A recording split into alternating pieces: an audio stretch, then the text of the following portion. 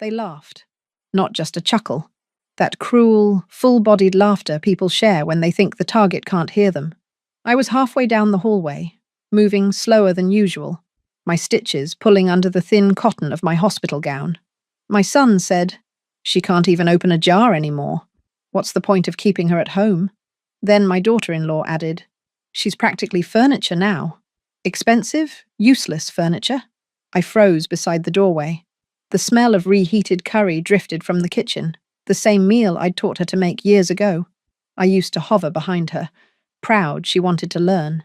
That night, the same scent made me nauseous. They laughed again, louder this time. My daughter, my youngest, who'd always been the quiet one, giggled and said, "Mum's just dramatic.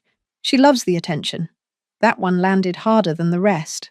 Not because of what she said, but because of the ease in her tone. As if my pain was a performance she'd grown bored of. I remember gripping the wall to steady myself. My hand trembled, but not from weakness. It was something else, something older. When the laughter faded, I went back to my room, closed the door quietly, and sat on the edge of the bed. I'd survived 2 surgeries, one husband's death, and 40 years of raising children who now thought of me as a burden. But nothing had prepared me for that sound. My own flesh and blood finding humor in my helplessness. My name is Margaret, though most people just call me Maggie. I turned 65 last spring, a week after my hip surgery. I used to be a nurse, spent half my life caring for other people. Strangers with infections, mothers in labor, children with fevers that scared their parents half to death. When my husband died in his 40s, a heart attack right in our kitchen, I held the family together with little more than determination and night shifts. I worked double hours to pay the mortgage.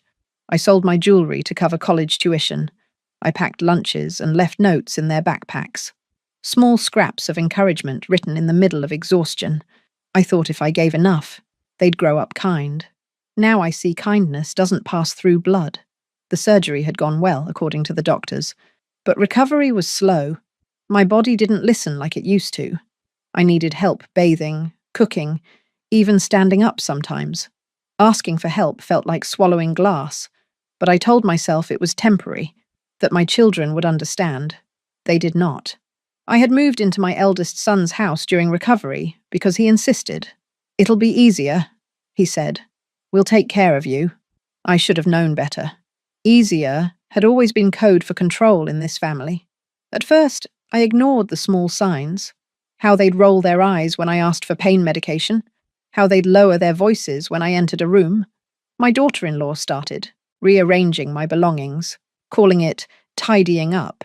My granddaughter stopped visiting my room altogether, whispering that "Grandma smells like hospitals." I wanted to correct her, to remind her that hospitals smell like people being kept alive. But that night, that laughter, stripped something from me I hadn't realized I still had. The illusion that I mattered to them. I didn't cry. I thought I would. But tears didn't come. Instead, I sat in silence, tracing the wrinkles on my hands. The same hands that had once held theirs through fevers, scraped knees, nightmares. I felt like a ghost, haunting my own family. It's strange how quickly love can curdle into something unrecognizable. For years, I believed their distance came from stress, from busy lives, from the way adulthood pulls families apart. But no, distance had been growing like mold, quietly feeding on the spaces I refused to look at. That night, as the house went quiet, I made a decision, not out of revenge, out of necessity. I couldn't spend whatever years I had left apologizing for existing. I thought of my late husband, how he'd once said, "Maggie, you give too much. One day you'll have nothing left to give." I'd laughed then, brushing it off as his pessimism. Turns out, he was right. The well had run dry. So I started counting backward. From everything I'd given to everything I'd lost. My youth, my savings, my health, my peace. Each one gone, swallowed by obligation disguised as love. And in that silence, I made myself a promise. If they saw me as useless, I'd show them how dangerous useless could be. That night, I slept for the first time in weeks. Not peacefully, but with purpose. I didn't tell anyone about what I'd overheard that night. Not the nurse who came to check my bandages. Not my neighbour who called to wish me well. I carried it like a stone in my chest, heavy and unspoken. You learn to do that after enough years. Carry the weight quietly, so it doesn't embarrass anyone else. I spent those next days in my room mostly, pretending to nap when they walked by, pretending not to hear when my daughter-in-law's voice dipped to a whisper. I listened to the clatter of plates, the laughter from the television, life happening just fine without me. And I thought back to all the years I'd worked to keep that life possible. When my husband, Daniel, died, the kids were 12, 9, and 6. I remember sitting in the funeral home with their small hands in mine, trying to stay upright. My son, the eldest, had his father's stubborn jaw. He asked if Daddy was asleep.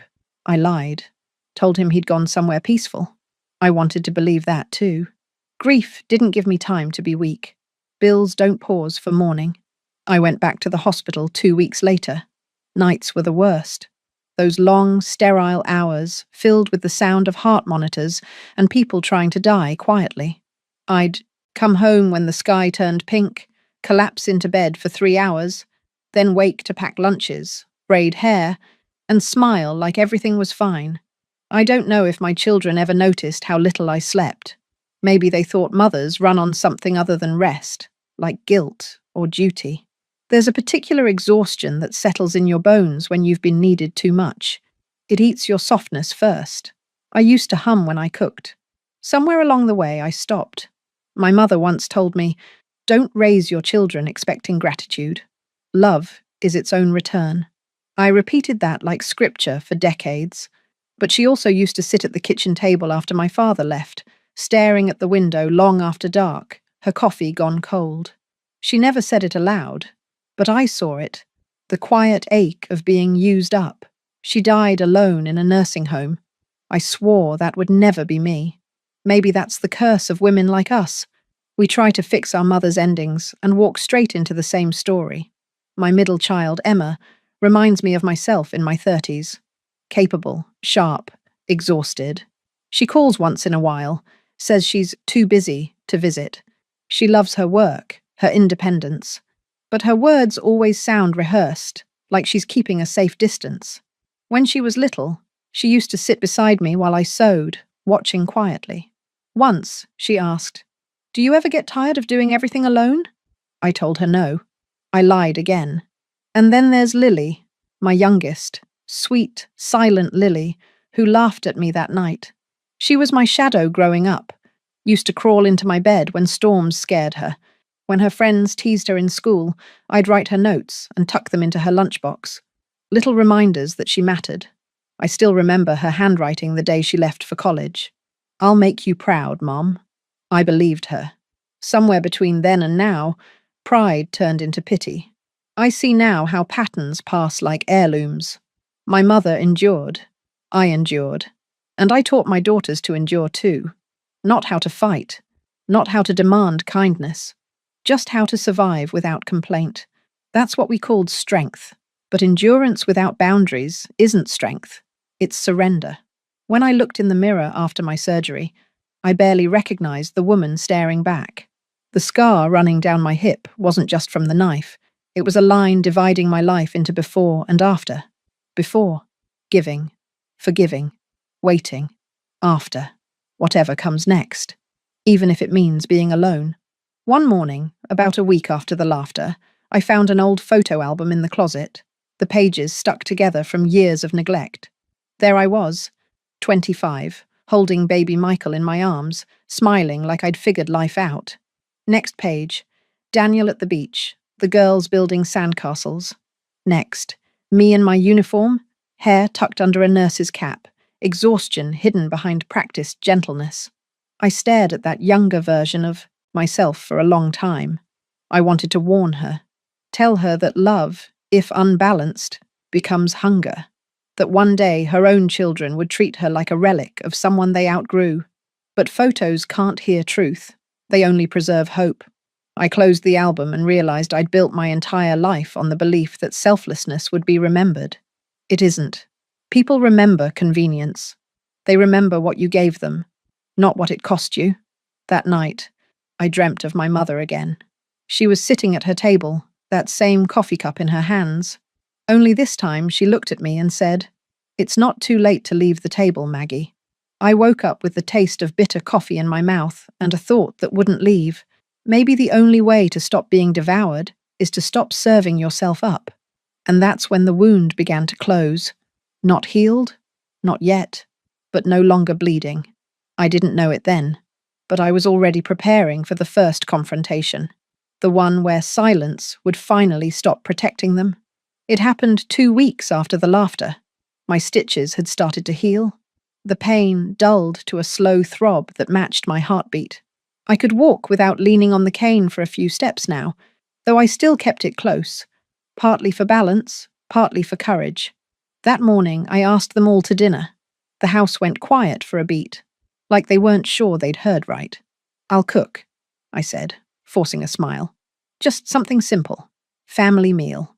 They agreed out of politeness, or curiosity. Maybe both. Cooking hurt, but it was a familiar kind of pain. The ache in my hip, the heat from the stove, the sting when I bent too far. It grounded me. I chopped onions and remembered when those same children used to tug on my apron strings, begging to lick the spoon. I wondered when the kitchen had stopped being our meeting place and turned into my stage for servitude. They gathered around 7. Michael, the eldest, came first, wearing that same confident smirk that once made me proud and now made me tired. His wife followed, perfume sharp enough to sting my throat. Emma arrived next, her voice brisk, all business.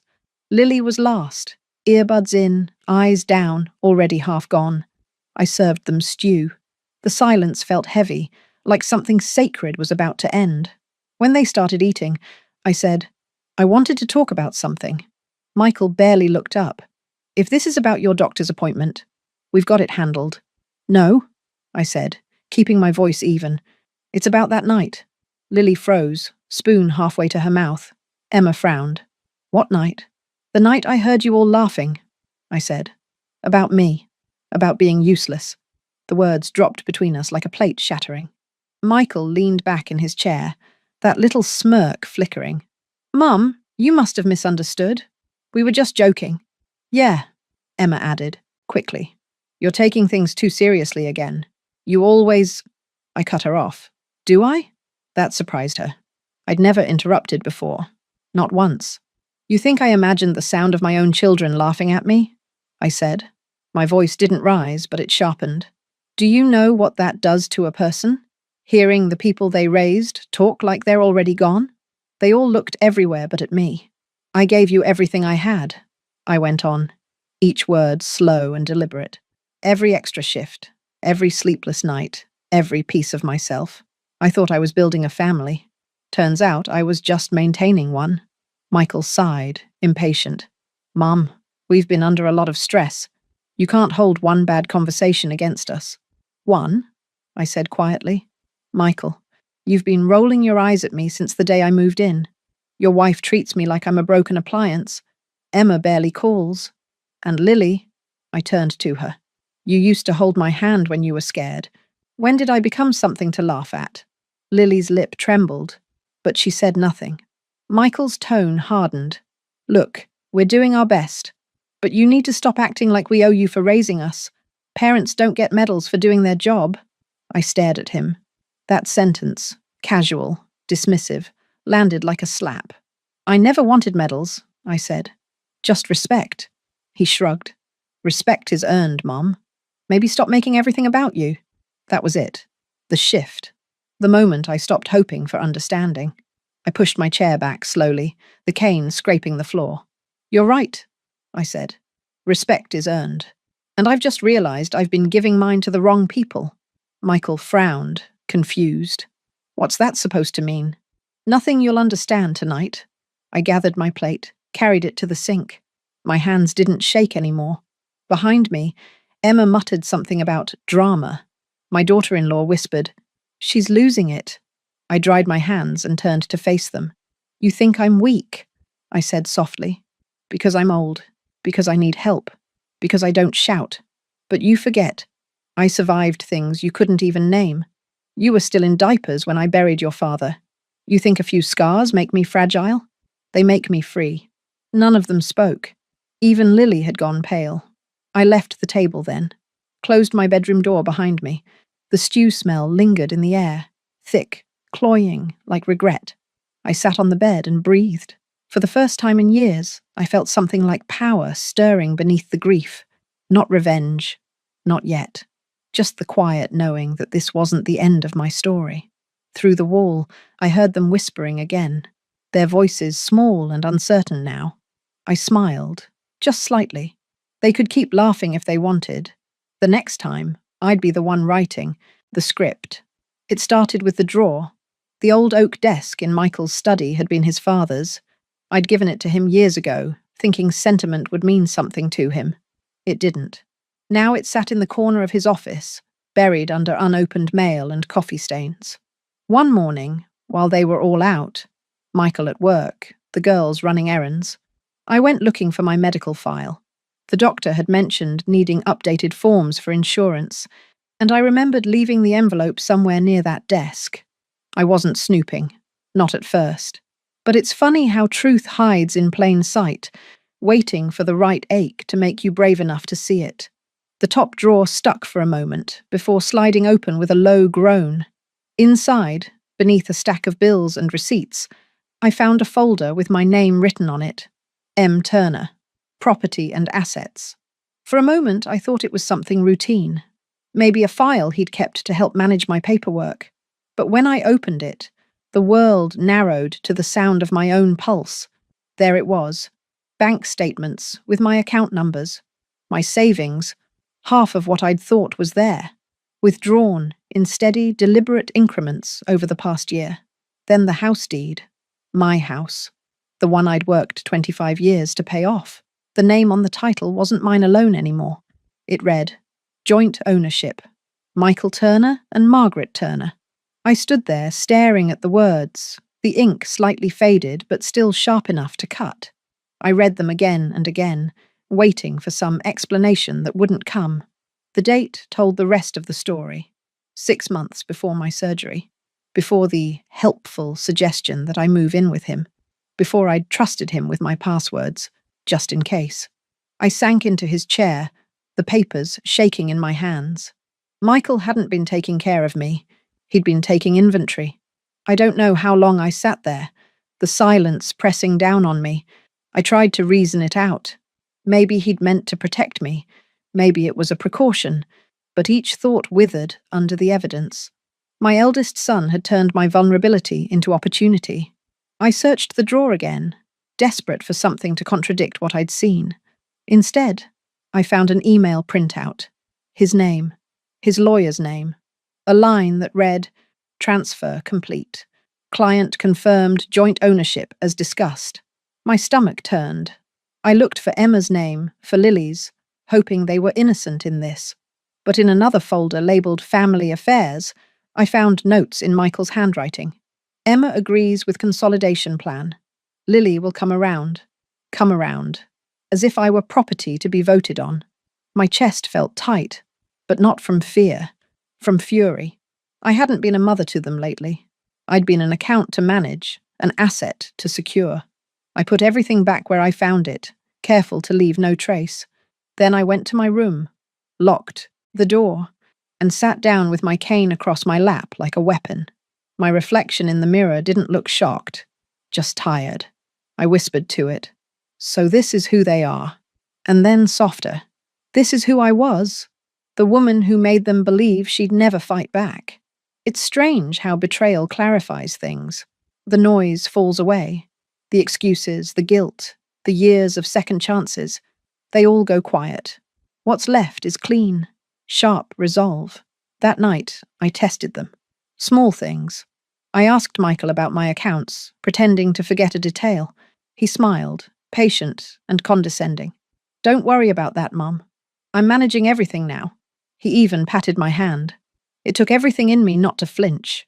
Lily was quieter than usual. When I caught her alone in the kitchen, I asked gently, Did your brother tell you about the bank changes? She froze. A second too long. Then said, It's just temporary, Mum. He said you wanted him to handle it while you recovered. Her eyes darted away, shame flickering behind them. She knew. And Emma? I called her the next morning, asked about the paperwork. She sighed and said, "Mum, you're making it sound worse than it is.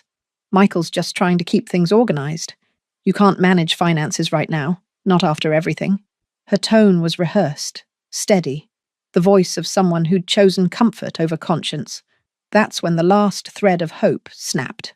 I waited until nightfall, the house silent, except for the hum of the refrigerator. I pulled out an old notebook, one I used to jot grocery lists in, and began writing. Not memories, plans, dates, names, numbers, a map of my own life and how to take it back. They thought they'd cornered me, that I was too fragile to notice, too tired to care. But I wasn't the one who'd forgotten what I was capable of. I'd raised 3 children through grief and poverty. I'd kept a roof over their heads when the world told me I couldn't. I knew how to rebuild from nothing. This wasn't their story anymore. It was mine again. And the first step was simple. Undo everything they'd stolen. Quietly. Let them believe they were still in control. Let them laugh one more time. Because when I finally stood up, I wanted them to see the full cost of mistaking silence for surrender. It's remarkable how calm anger can feel once it cools. In the weeks after I found those papers, I stopped trembling. I stopped hoping. I moved through the house like a ghost, learning her own walls. Silent, unseen, but watching everything. They thought I was slipping into frailty. What I was really doing was taking inventory. Michael kept all his important documents in that desk. I now knew every folder by sight. Emma called every other day to sound dutiful. Lily avoided me, but guilt made her clumsy. She'd leave her phone on the counter when she went to answer the door, messages still, glowing on the screen. "Don't tell her yet." Or, "We'll handle it when she's stable." Stable. Like I was a patient, not a person. I didn't confront them again, not yet. Rage is a poor strategist. I needed precision. The first step was the bank. I waited until my follow-up appointment at the clinic, where my neighbour Gloria, an old friend from my nursing days, worked part-time. She'd always been sharp as a tack, the kind of woman who knew everyone's business without ever gossiping. "Gloria," I said, lowering my voice after she finished changing my dressing, "I need a good lawyer. Quiet one." Her eyes narrowed, that nurse's instinct kicking in. "You in trouble, Maggie?" "No," I said. "Not yet." She gave me a number on a folded napkin. "Tell her I sent you. She's discreet." The name was Rita Lawson, an attorney who specialized in elder financial abuse. I called the next morning from a payphone outside the pharmacy. I didn't trust the landline anymore. Her voice was calm, firm, unbothered. "Bring everything you've got," she said. "And don't tell your family you're coming." Meeting her felt like remembering an older version of myself, the woman who used to advocate for patients no one else listened to. Rita didn't pity me. She listened, pen scratching fast as I laid out the papers, the withdrawals, the title transfer. When I finished, she looked up and said, "They think you're cornered.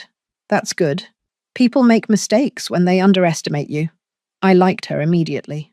We spent the next 2 hours quietly detonating their safety net. She helped me open new accounts, separate from the joint one. Filed paperwork to revoke all power of attorney rights.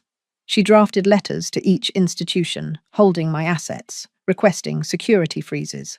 "Once this goes through," she said, "they won't be able to move a dime without your consent." I felt my lungs expand for the first time in months. But I didn't stop there. Justice without meaning felt hollow. I wanted to turn the rot into something good. So I made another appointment, this time with the community foundation in town. I asked about local charities helping single mothers and women leaving abusive homes. When I told them I wanted to donate, the young coordinator looked startled.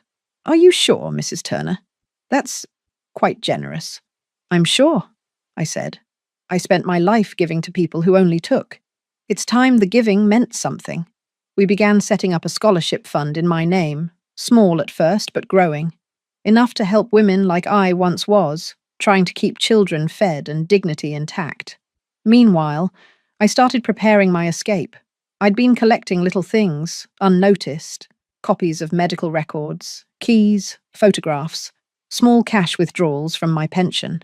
I kept them in an old biscuit tin under my bed. I also began calling around for rentals, using the payphone again. Found a modest apartment 2 towns over near the sea. Nothing fancy, just sunlight, silence, and the smell of salt air. The landlord didn't ask questions. I liked that about him. Every night, I rehearsed what I'd say when I finally walked out. Not to hurt them, that would have been too easy, but to leave a mark deeper than rage. I wanted them to see the vacancy they'd built for themselves. Lily came into my room one evening while I was folding laundry. She hovered in the doorway, twisting her hair. "Mum," she said softly, "you've been quiet lately. Are you mad at me?" I looked at her, really looked. She wasn't cruel, just afraid of choosing sides. I sighed. "No, sweetheart. Just thinking." "About what?" "About what happens when people mistake kindness for weakness." She didn't know how to answer that. I didn't expect her to. After she left, I finished packing the small suitcase I'd been hiding in the closet. Just the essentials. Documents, cash, a few clothes, and my husband's wedding ring. I slid the zipper shut and whispered, "Soon." By the end of that week, everything was in motion. Legal protections filed, accounts secured, will rewritten, power of attorney officially reassigned to no one. Rita called to confirm. "You're all set," she said, "but you'll need to tell them at some point." "Oh, I will," I replied, in my own way. The plan wasn't about vengeance. It was about restoration, pulling back everything they'd siphoned from me, one signature at a time. They'd wanted control. I'd given them a lesson instead. When I hung up, I opened the window. The air outside smelled like rain and iron. Sharp, clean, alive. I stood there with the cane resting against my leg and thought, they'll never see it coming. I invited them over on a Sunday afternoon, the same day Daniel used to call Family Day. It felt poetic, predictable. They never said no to anything that sounded like it might involve inheritance or control. "Just a small family talk," I told them, "about the future." Michael perked up at that. Emma sounded cautious. Lily only said, "Okay." I spent the morning setting the table, not with food this time, but with papers. Neat stacks in front of each chair. Rita's copies. I brewed coffee, the smell of it winding through the house, soft and deliberate. It almost smelled like peace. When they arrived, the tone was off from the start. Emma's professional smile, Michael's calculated warmth, Lily's quiet guilt, each one wearing a different mask. "Mum, what's all this?" Michael asked, looking at the folders. "Something we should have done a long time ago," I said. "Go ahead, sit." I waited until they were all settled before I began. My voice was steady, even bored. "I wanted to thank you," I said, "for everything you've done these past few months. It's been enlightening." Michael chuckled, already smug. "You don't need to thank us, Mom. Family takes care of family." "Yes," I said. "That's what I used to believe too." I watched the confusion flicker across his face. Emma frowned. Lily's eyes darted to mine, searching. "I met with a lawyer," I continued, sliding the first folder toward Michael. "She helped me go over some things. Bank accounts, property titles, the will. You'll notice a few updates." He flipped open the folder. At first, his face didn't move. Then his mouth opened, just slightly. "What is this?" "The official revocation of power of attorney," I said. "Filed last month, effective immediately. You have no legal control over my finances, my accounts, or my medical care." Emma leaned forward. "Mum, you didn't even talk to us about—" "I did," I said. "For 40 years, you just never listened." Michael's face went red. "You can't just—" "I can," I interrupted. "And I did." I turned to Emma. "You'll find a copy of my new will in there too. Everything I own, including the house, is being transferred to charitable trusts over the next year. The scholarship fund is already registered. It'll go to single mothers trying to rebuild their lives." Emma blinked. "You're giving everything away? You've lost your mind." "No," I said, smiling faintly. "I finally found it." Lily stared at her papers like they were a confession. Her lips parted. "The house. Gone?" I said. "It's not mine anymore. Or yours. It'll be a women's shelter by next spring. Michael slammed his folder shut. You're being manipulated. Someone's taking advantage of you. I laughed, a sound that startled even me. If anyone's been manipulated, son, it's you. You thought my silence was consent. It wasn't. It was strategy. He stood, pacing. Do you have any idea what you're doing? You're destroying the family. The family destroyed itself the night you stole from me, I said. My tone didn't waver. I found the papers, Michael. The withdrawals. The title transfer. The lies you fed your sisters to keep them quiet. You built your comfort on my exhaustion. He froze mid-step. Emma went pale. Lily started to cry, soft and broken. I didn't stop her. Some tears deserve to fall. You think I'd let that stand? I asked quietly. After everything I've survived? Silence filled the room. The only sound was the clock ticking. That same clock that used to mark homework deadlines and bedtime stories. Now it counted down the end of their illusions. I gathered my own folder, closed it neatly. I've made arrangements for myself. I'll be moving soon. You won't need to worry about me. You won't be able to. Michael's jaw clenched. Where? Somewhere peaceful, I said. Somewhere that doesn't echo with other people's laughter. Emma reached for me then, maybe out of habit, maybe out of guilt. Mum, you don't have to do this. We can fix it. I met her eyes. You can't fix what you never valued. When I stood to leave the table, I felt lighter. I didn't even need the cane. Lily tried to follow me into the hallway. Mum, she whispered, please don't go. I didn't mean… I know, I said softly, turning to her. That's the worst part. And then I walked out, leaving them behind in the kitchen, surrounded by their empty cups and their broken certainty. Through the window, I could see them still sitting there. 3 grown adults who'd just realized the woman they'd dismissed had outmaneuvered them completely. They had stripped me of dignity. I'd stripped them of control. Fair trade, I thought. That night, at my new apartment, I unpacked slowly. 1 suitcase, 1 photograph of Daniel, 1 pot of rosemary for the windowsill. I made tea and sat by the window, watching the last bit of sun slide off the horizon. My hands still shook a little, not from fear, but from release. I'd won, yes, but it wasn't about winning. It was about finally living without permission. I whispered into the empty room. You did it, Maggie. The words felt strange, new, and entirely mine. They found me eventually. They always do. By then the sea had already softened my edges. Mornings belonged to tea and the sound of waves hitting stone. I rented a small flat near the coast. 1 window, 1 chair, 1 life that finally felt like mine. I grew rosemary in a chipped pot and learned to sleep without waiting for footsteps in the hall. The scholarship fund had begun sending letters, stories from women rebuilding after being abandoned, just as I once was. One wrote, "Because of you, I can start over." I read that line twice, then folded it carefully and placed it beside my cup. And then, one grey afternoon, someone knocked. Michael stood on the doorstep, thinner, his voice lower. "Mom," he said, as if saying it for the first time. "You look… well, I am," I said. He glanced past me into the tiny space. "This where you live now?" "Yes, it suits me." He tried to smile. "I just wanted to check in. Maybe talk. About what?" He sighed. "You blindsided us. You didn't give us a chance to make things right." I leaned against the doorframe. "You had years of chances. You used them to take." His eyes flickered.